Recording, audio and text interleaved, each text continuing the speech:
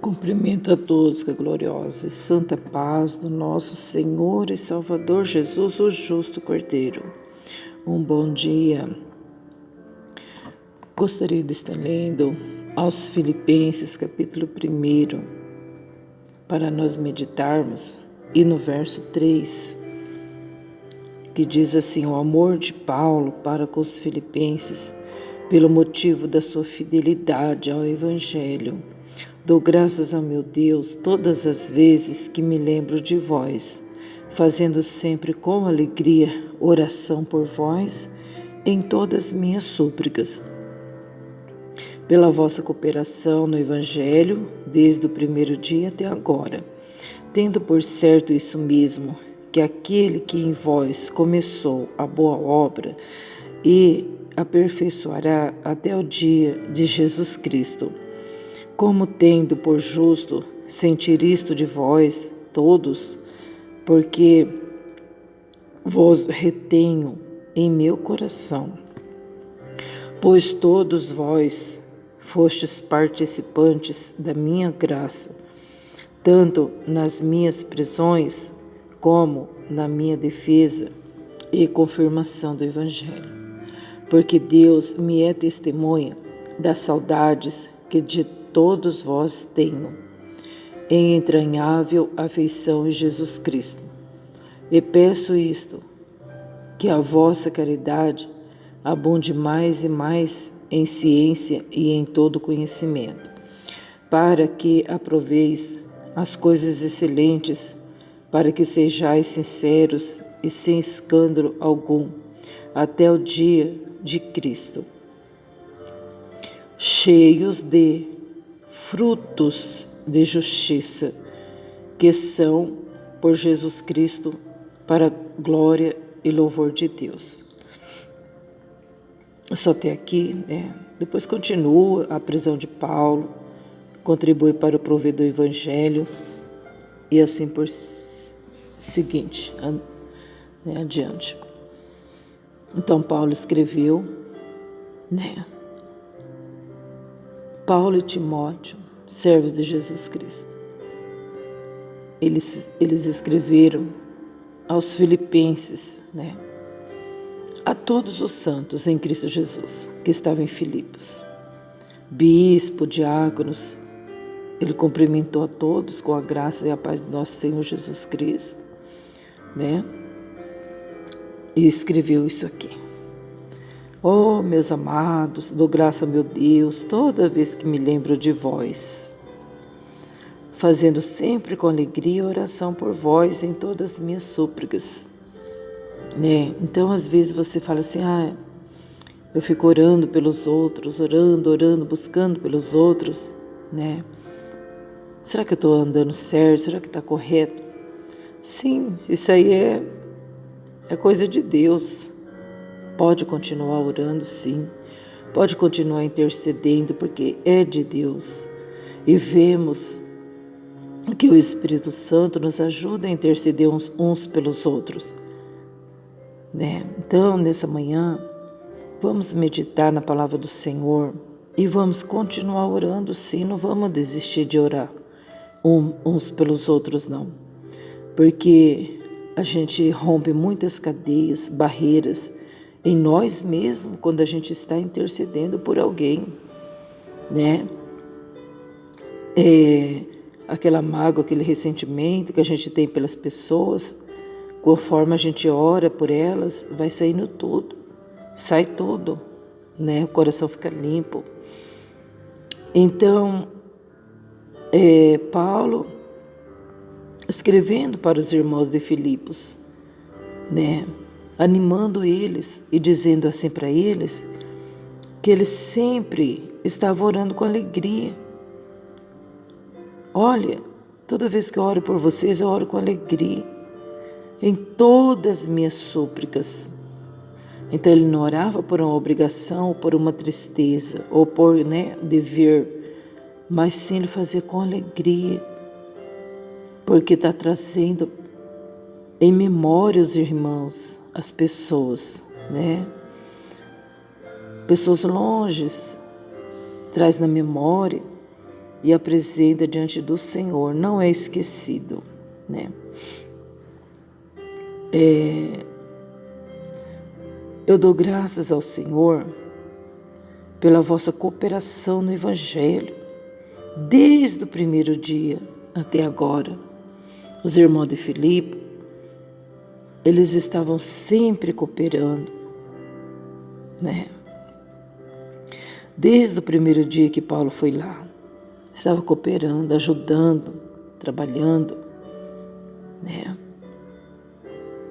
Essa madrugada eu não tive um sonho muito legal, não, muito bom. Legal no modo de expressar, né? A gente estava num trabalho, um culto ao ar livre. Meu Deus, mas estava difícil. Estava difícil a coisa. Meu Jesus.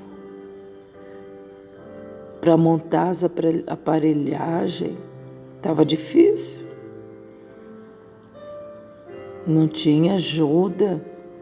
Ninguém pegava nada para poder ajudar ali a montar o som. A gente corria sozinha para lá para cá.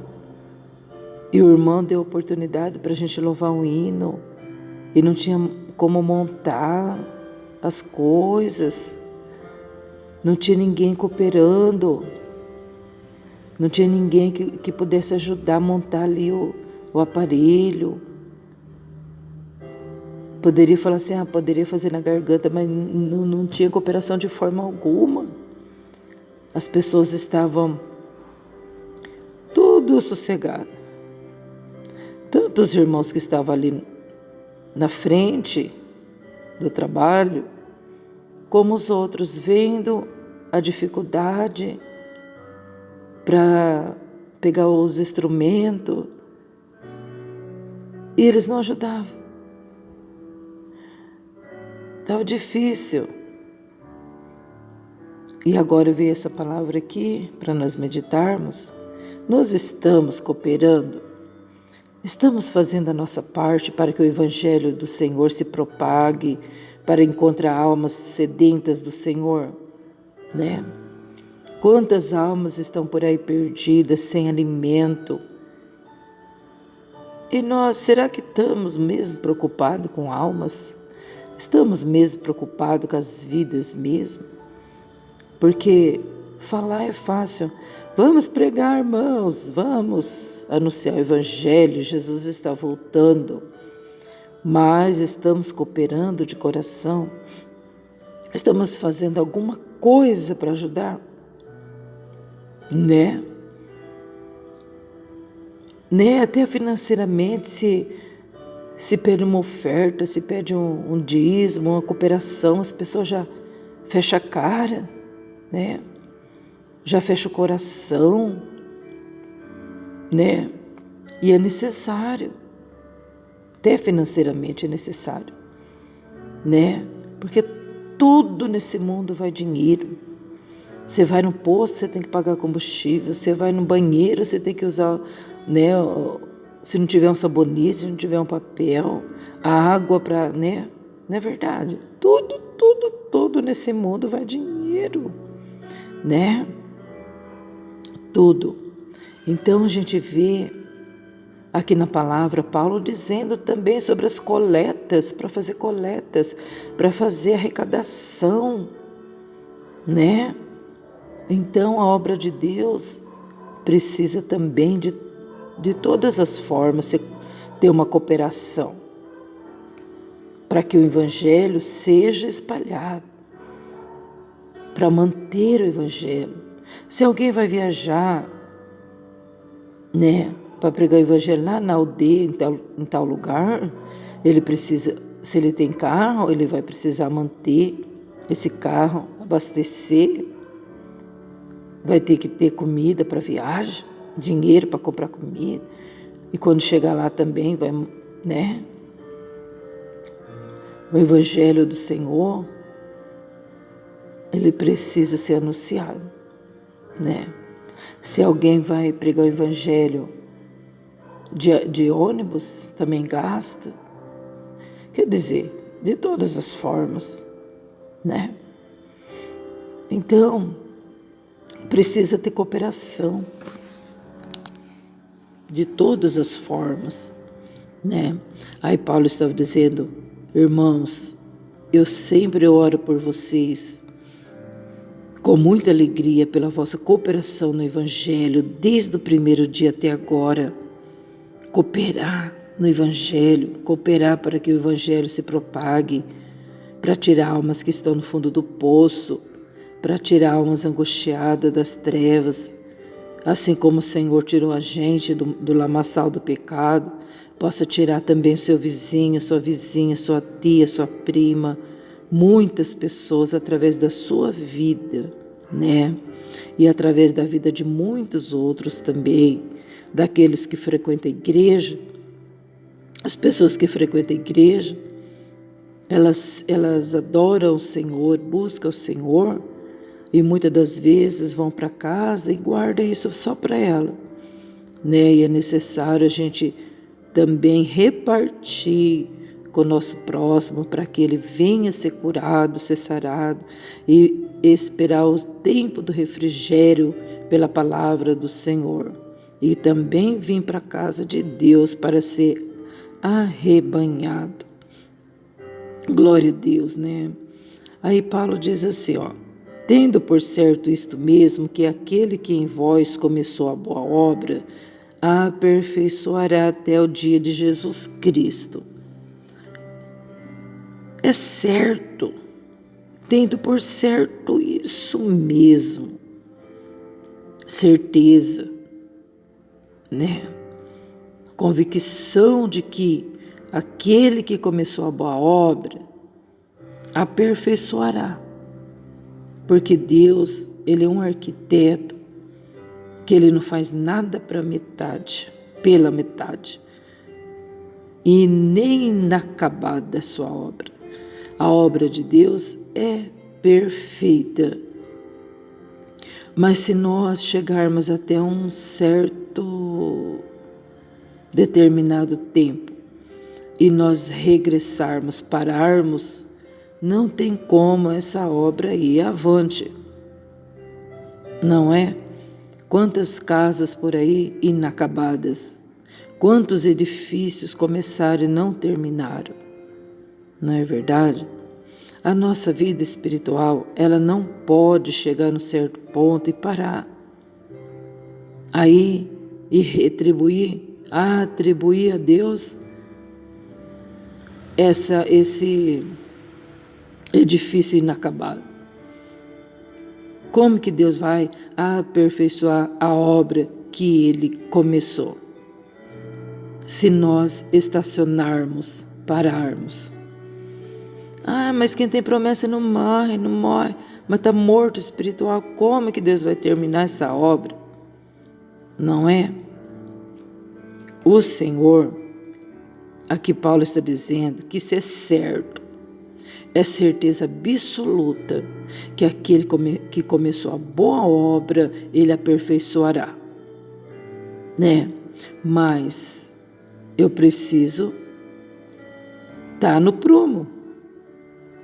Eu preciso estar no lugar certo, no momento certo, na hora certa, no caminho certo. Ele é um arquiteto, ele é pedreiro. Está entendendo? Então ele tem que ter as ferramentas certas para poder continuar fazendo a obra na minha vida. Não, eu estou aqui mesmo, eu estou parado mesmo, eu estou aprontando e bordando porque Deus tem uma promessa na minha vida e Ele vai cumprir, tá? Fica aí então. Vai nessa, que quem tem promessa não morre. Vai nessa. Morre sim, Senhor, né? Morre sim, Senhor. Então, mas se nós quisermos que Ele aperfeiçoe a obra que Ele iniciou, Ele vai fazer isso e Ele pode fazer muito mais ainda, além daquilo que a gente possa imaginar. Então a gente precisa falar, Senhor, eu estou aqui. Faça, Senhor, a tua obra e aperfeiçoa ela. Nós temos que se esforçar para isso.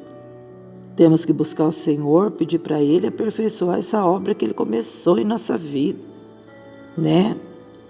Para que nós venhamos realmente ser um vaso idôneo, né? Uma casa forte, uma casa estruturada, né? Uma casa que não tenha telhado quebrado,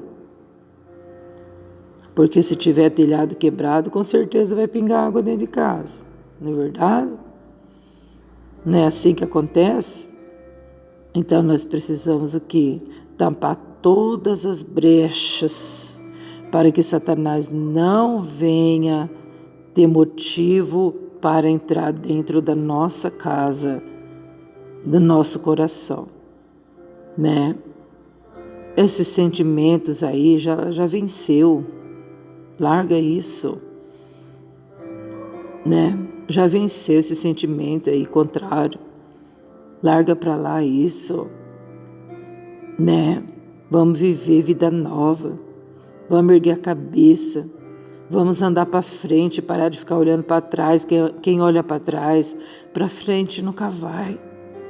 Tem coisas que já aconteceu há 20 anos atrás ou mais, 30 anos atrás, e ainda você está preso nesse sentimento, né? E hoje, nesta manhã, o Senhor diz para nós esquecer das coisas que para trás ficam e avançar para aquelas que estão diante de nós, certo?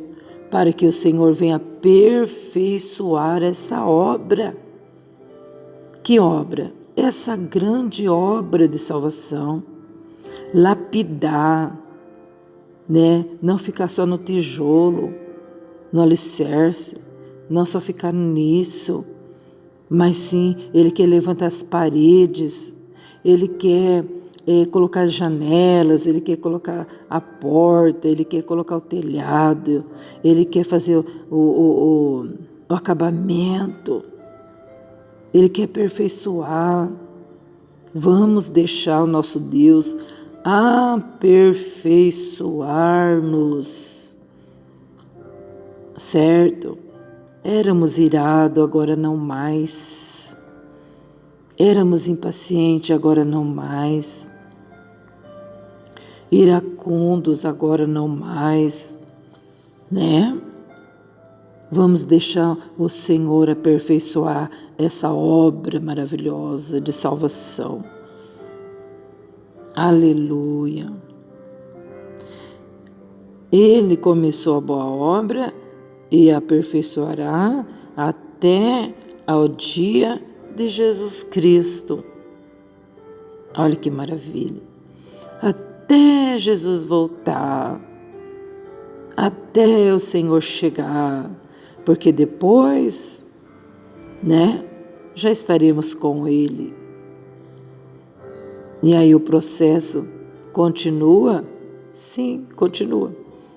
E aí Ele vai dar uma outra casa para nós morarmos. Uma casa, um edifício não feita por mãos humanas, mas eterna nos céus. Porque se essa casa que nós estamos, ela perecer, ela morrer, nós temos um edifício feito por Deus. Quer dizer, se nós tombarmos, se essa carne cair, morrer, enterrar, temos uma casa eterna, feita não por mãos de homens, mas eterna nos céus. Um novo corpo, vida nova com Cristo. Louvado seja Deus.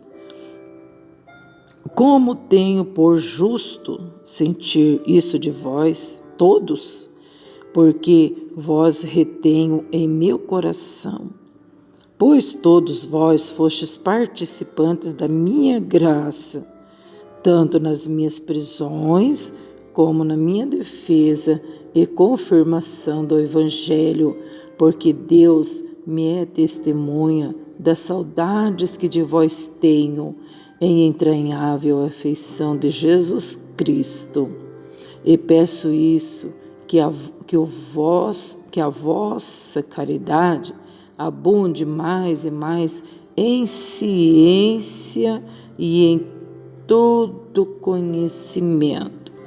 Então, Paulo está elogiando os irmãos, agradecendo, dizendo para os irmãos que os irmãos estavam dentro do coração dele, porque esses irmãos foram participantes da salvação dele. Que bonito, né? E animando eles para que eles pudessem continuar firmes. E Paulo estava dizendo: eu tenho muita saudade de vós todos, né? É assim, né, irmãos? É igual a gente nem conhece os irmãos, e a gente ama os irmãos dos grupos, né? Grupo de Bragança Paulista, os irmãos lá de Bauru. Todo dia a gente está aqui no grupo, se interagindo, como se a gente já conhecesse há muito tempo, né? Então, é uma comunhão gloriosa. Os irmãos fazem parte da vida da gente. Que lindo, né? Alá, irmãos, peço-vos que abunde mais e mais em todo conhecimento, em ciência. Irmãos, não é pecado a gente querer conhecer, estudar, ler, mas nós temos que reter o que é bom, para que a gente não venha se contaminar, né? Para que aproveiteis as excelentes coisas, para que sejais sinceros e sem escândalo algum até o dia de Cristo. Tá vendo? A gente precisa conhecer as coisas para que a gente não venha cair nos laços, né?